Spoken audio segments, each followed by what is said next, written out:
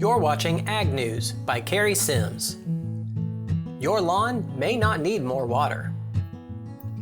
I was asked by the owner of a commercial yard crew this past week to take a look at one of his customers' lawns. There were huge dead spots across an otherwise nice-looking landscape. The turfgrass was struggling and had what appeared to be a fungal disease. At first glance, you might assume the grass needed more water, but the irrigation system was running nearly every morning, and excessive irrigation combined with too much fertilizer may actually have helped create the problem. It is truly hot and dry in East Texas. That means lawns, landscapes, gardens, and everything else growing outside are using water quickly. For many homeowners, the natural response is simple: water more.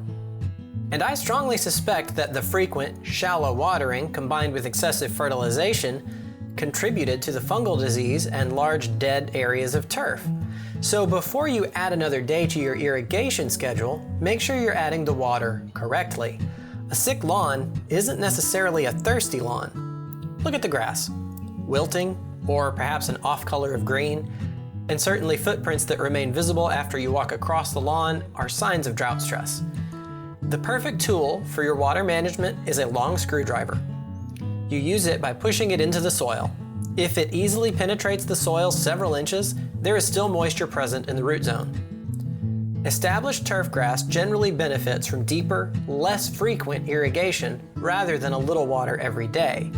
Frequent, shallow irrigation encourages a shallow root system and can keep the soil surface continually wet, conditions that can contribute to turfgrass disease. Let me say that again, but in a different manner. No one is suggesting to limit the volume of water you put on your lawn. It is strongly suggested, however, that you water in a manner so that it goes deeper but with less frequency. When you do irrigate, early morning is generally the best time.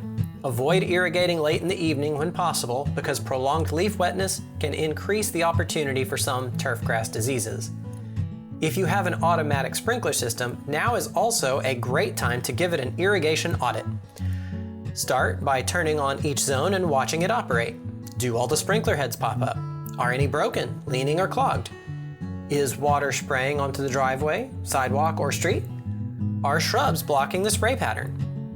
These problems are easy to fix, but a broken sprinkler head can waste a surprising amount of water over the course of a summer.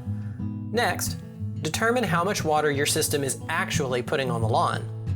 Place several small straight-sided containers or rain gauges throughout a sprinkler zone. Run the system for 10 to 15 minutes and measure how much water each container collects. This will tell you how evenly your system is applying water and how much water is being delivered in a given amount of time. Now, watch the lawn while the system is running.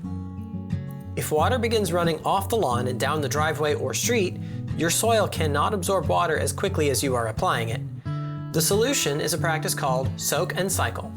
Instead of running the sprinkler zone continuously until runoff occurs, stop the irrigation and allow the water to soak into the soil. Then run that zone again. You may need 2 or 3 cycles in a morning to apply the amount of water you need without wasting water to runoff. The goal is to put water deep into the root zone, not simply wet the surface. 2 huge benefits come of this. First, your lawn develops a deeper root system that will benefit it in so many ways. Second, you allow the surface of your turfgrass to dry between irrigations, which can reduce conditions favorable to some fungal diseases. That was likely the problem with the landscape company's lawn mentioned at the beginning. Finally, don't try to solve a struggling lawn by automatically adding fertilizer. Nitrogen can make grass grow rapidly, but more fertilizer does not necessarily mean healthier grass. Excessive nitrogen and irrigation can contribute to disease problems.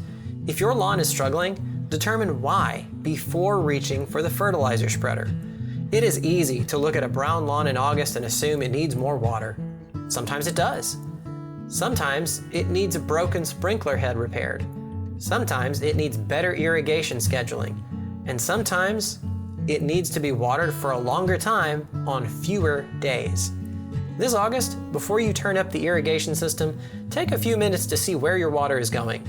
Measure it, watch it, adjust it. Your lawn and your water bill will thank you.